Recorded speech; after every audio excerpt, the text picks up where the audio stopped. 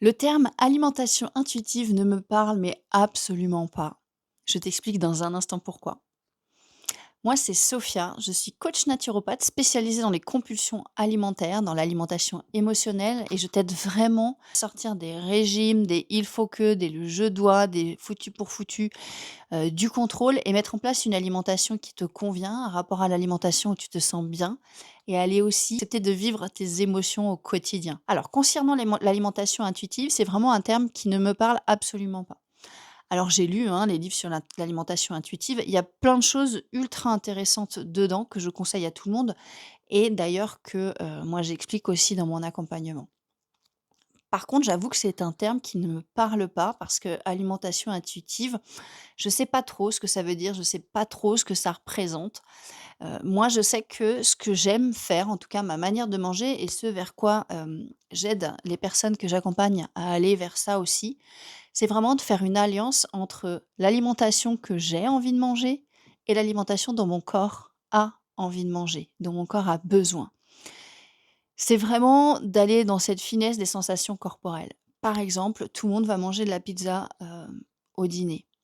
Il y a le fait d'en avoir envie, de façon mentale et en fait, quand moi je vais rentrer dans mon corps et que je vais sentir mon corps, je vais sentir un truc qui va pas aller. Genre: «Ouais, mais si tu manges de la pizza, franchement, tu sais comment on se sent après quand on mange que de la pizza. OK, comment est-ce que je peux faire un compromis entre les 2. Donc en fait, moi, je sais que, par exemple, je ne peux plus de manger de pizza seule. C'est plus possible pour moi parce qu'en fait, ça ne répondait que à un plaisir conscient. Par contre, mon corps, il avait besoin d'autre chose.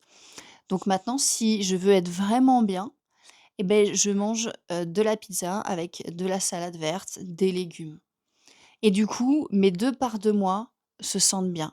Mon corps et mon esprit, plus conscient de: «Tiens, j'ai envie d'une bonne part de pizza» et en fait, c'est vraiment ce jeu-là entre j'ai envie de quoi comme plaisir et mon corps, il a besoin de quoi? Je sens qu'il aura envie de quoi et parfois, je vais voir des autres manger de la pizza et je sens que mon corps, il en veut pas du tout, mais alors pas du tout et que si j'en mange pour me faire plaisir, beh, je vais le regretter. C'est-à-dire que ce plaisir-là, il ne sera pas entièrement satisfait. Je mangerai juste parce qu'il y a de la pizza et du coup, je ne vais pas en manger.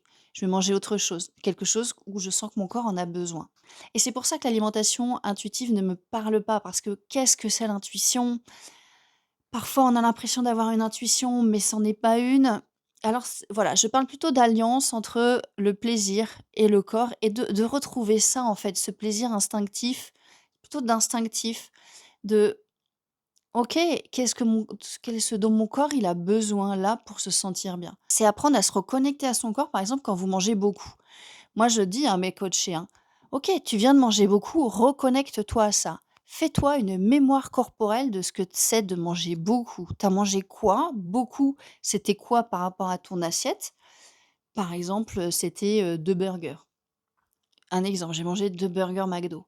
OK, tu as mangé 2 burgers McDo et tu te sens comment? «Je me sens pas bien, je me sens lourde». OK, vraiment concentre-toi sur ton corps, sur ce que ça te fait dans ton corps pour garder cette mémoire corporelle.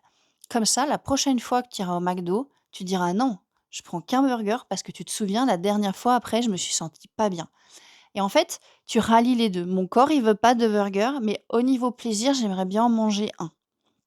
Donc c'est vraiment faire alliance avec ça et peut-être se rappeler: «OK, maintenant tu as mangé un burger. Comment tu t'es senti réellement après?» «Après, j'avais plus d'énergie, j'étais fatiguée, j'étais pas au top». «OK. Maintenant, comment tu te sens quand tu vois ça?» «Beh, je vois que oui, en fait, au niveau, gustatif, au niveau du plaisir, j'ai envie d'un burger, mais en fait, mon corps, il a pas trop envie».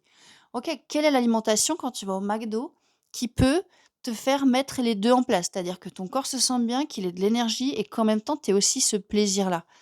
Toujours apprendre à faire alliance avec les 2. Ça demande du temps parce que ça demande à se reconnecter à son corps, à ses signaux de faim, de satiété, ses stimuli, de comment je me sens, de son énergie. Donc c'est vraiment une rééducation et c'est de réapprendre à ça. C'est-à-dire qu'il y a pas d'aliments interdits.